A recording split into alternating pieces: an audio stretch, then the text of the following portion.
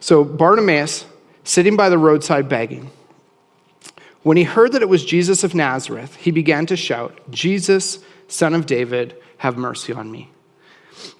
That statement, Jesus, Son of David, remember Peter early on in the Gospel of Mark, he made this claim, "Jesus, you are the Messiah," meaning you're the chosen one, you're the king, you're the ruler, you're Lord of all, you're the one that spoke and creation leapt into existence. You are my everything.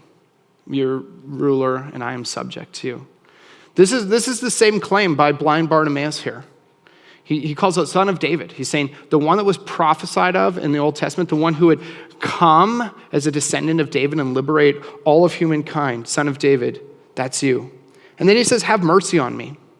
And this is a really cool statement here. Because we talk about grace and mercy a bunch here, and I want to unpack that a little bit. Grace and mercy are both things that we don't deserve. Grace is something that you don't deserve that's good, and mercy is liberation from something bad that you do deserve, so it's a liberation that you don't deserve. So it's like this. Grace is like me giving you $100 even though you've done nothing to deserve it. Mercy is you owe $100 and me saying you don't have to pay it. It's both are unfair, but in a way that works out really well for us. And so he doesn't ask for, he doesn't say, "Hey, Jesus, I'm entitled to sight. Like, I should be able to see. Like, I've done all these things. I've donated money. I've been a good person. I served." He just says, "Have mercy on me. This is my lot in life." Probably a good chance he believes that as a result of sin in his life or his family's life, that he deserves blindness, and that's why his blindness came. We know that's not true. But he doesn't say, "I don't deserve this. I'm entitled to more." But he reaches out to Jesus and says, "Just have mercy. Please. Even if I deserve this, please just take this burden from me." Many rebuked him and told him to be quiet, but he shouted all the more, "Son of David, have mercy on me."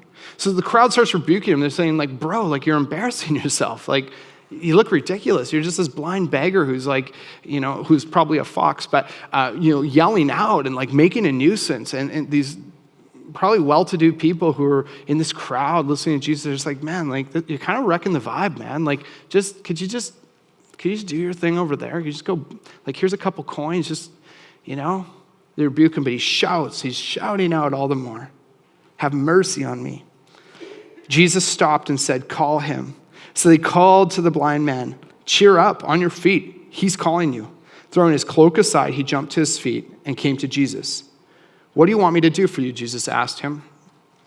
Again, that question, it's so interesting, as if Jesus doesn't know, especially in this case. I mean, pretty sure it's pretty obvious. He heals people. There's a blind guy. Probably pretty obvious that that's what he's looking for.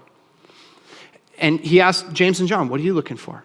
Two very different contexts. In one context, he's looking for something good. In another context, they're looking for something not so good. But he makes them say it. I think there's a huge connection between what's in our heart and what comes out of our mouth. Scripture talks about that. The mouth speaks from the overflow of the heart. And I love that Jesus just makes them spill it out. Jesus says, "Show me what's in your heart. Let me hear it. Tell me what's going on inside. And then let me respond, either by teaching or by extending mercy." "What do you want me to do for you?" The blind man said, "Rabbi, I want to see." And Jesus is like, "Oh, really? I had no idea." "Go," said Jesus, "your faith has healed you." Immediately, he received his sight and followed Jesus along the road. Jesus extends mercy as Bartimaeus calls out and asks for it. He shows him what's in his heart. Bartimaeus knew that he wasn't everything. Bartimaeus wasn't trying to get everything. But Bartimaeus attained humility by declaring that Jesus is everything. Bartimaeus knew, this is my lot in life. This is the hand of cards I've been dealt. This is it. And he came face to face with that reality, but just reached out to Jesus and said, "Jesus, it's not about me. It's not about what I can do. It's not about what I can get. It's about just proclaiming that you are everything." And he just picks up and just starts following Jesus. It's amazing.